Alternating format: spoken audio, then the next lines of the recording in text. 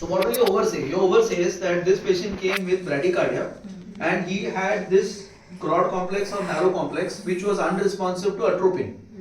See, because you must say this way. Why? Because the person who is going to take you over will again follow the same algorithm when the bradycardia occurs. You will suddenly become problematic. You understand? तुम बोलेगा bradycardia हो गया, अरे चलो atropine दो. You understand what I'm saying? So the over has to be very clear that this patient came with symptomatic bradycardia. His symptoms was failure or his symptoms was low blood pressure, something like that. He had low blood pressure. Okay. The reason for the low blood pressure probably seems to be an infrahyacinth block. Infrahyacinth block because the complex is broad.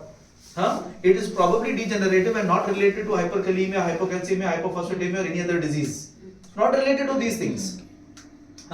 Probably will require a permanent pacemaker. What I have effectively told? I have effectively told him that atropine may not work. I effectively told him that you can also put this. Atropine did not help. I had to pace. I had to give adrenaline. Adrenaline se fayda hoga. 30 micrograms se fayda hoga.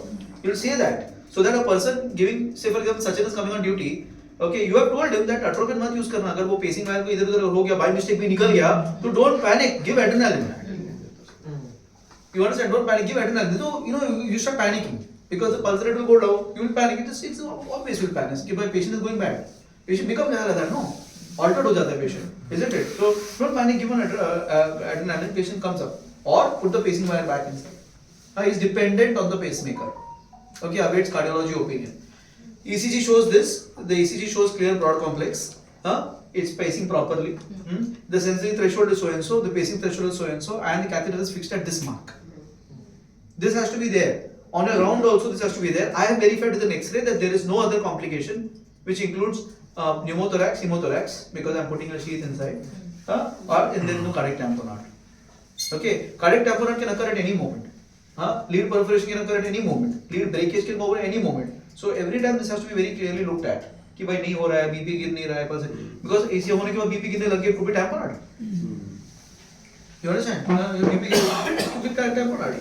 Meanwhile, you are taking care of the rest of the parameters that includes hyperkalemia, hypophosphatemia. This is not the end result. So if you have specifically hyperkalemia, it is more difficult. Because the moment that occurs, as quickly as possible, the dialysis line should go inside. Don't give calcium and calcium ठीक है तभी दे सकता है, but it's not calcium and all these things that are going to work.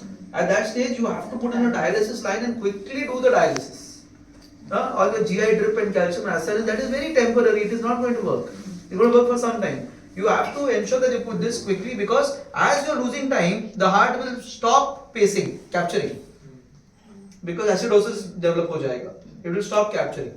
Are you understanding? That is the reason as quickly as possible work on it to ensure that this occurs. Now what are the troubleshooting that you will get over here? The troubleshooting, as I told you, if the pulse rate goes down, you know what is to be done.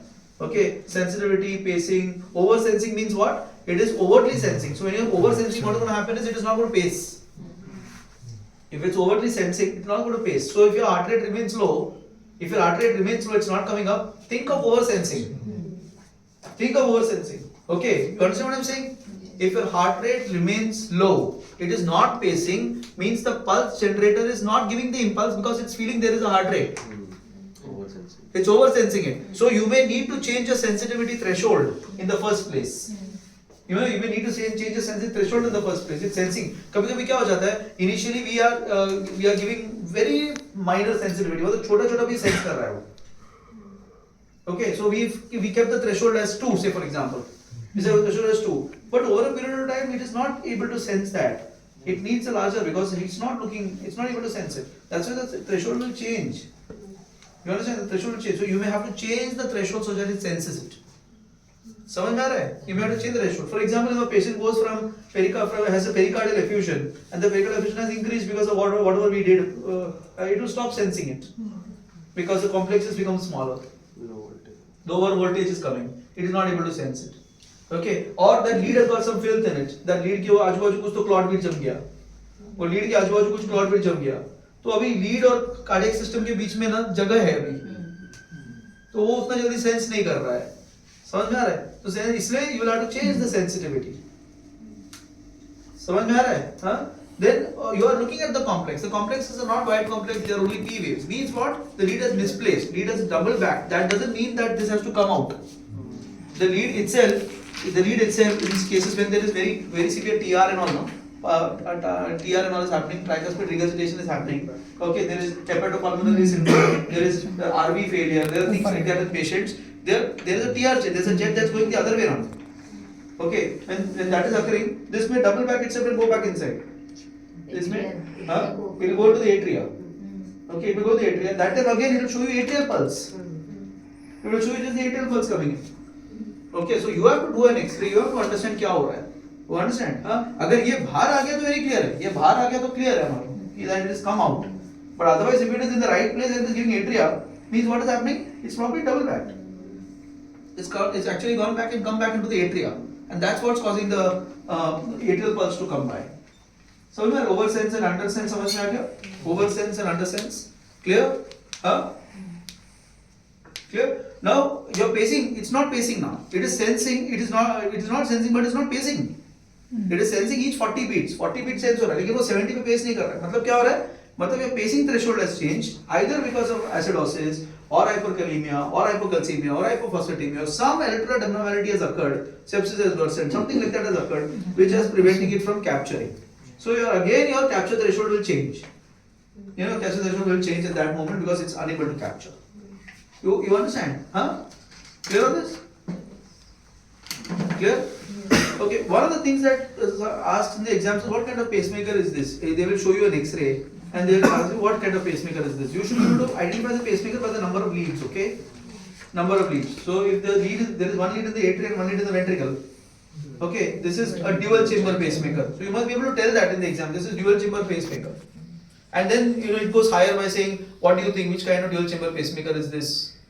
That's a different ballgame only. Okay, so dual chamber pacemaker. Okay.